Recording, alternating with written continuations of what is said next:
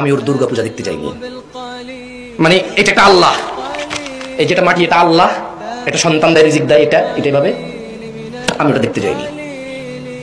আমার রবের সাথে শিরিক হচ্ছে, ওটা আমি আনন্দ খাই। আমি ছাগলের গোশত খেতে যাইনি। ও আমার বন্ধু, আমার প্রতিবেশী, ওর হক আছে আমার উপর, আমার হক আছে ওর। ও আমাকে দেখে বলে, জামশেদ কেমন আছিস? হ্যাঁ দোস্ত ভালো আছে, তোর কি খবর? ভালো। বললো যে আমার বোনের তো বিয়ে, তোর আমাদের প্রতিবেশী, আমরা একা এখানে 5-8টা পরিবার, তোরা সহকারে যদি না থাকিস কীভাবে কি হবে, আসিস। আমি বললাম যে ঠিক আছে, চেষ্টা করি। আমি যাইনি, হয়তো কোনো কারণবশত আমার অন্য কোনো কাজ ছিল, আমার যাওয়ার ইচ্ছা ছিল, যাইনি। ও আমার জন্য মুড়ি পাঠালো, চিড়া পাঠালো আমার ঘরে। আমি বলবো না যে ফেরত নিয়ে যাও, আমি এটা গ্রহণ করবো। মুড়ি চিড়া আল্লাহ আমার জন্য হালাল করছে, এটা কেউ হারাম করতে পারবে না। এটা কে হালাল করছে আমার জন্য? অ্যাজ এ প্রতিবেশী আমি সেটা নিলাম।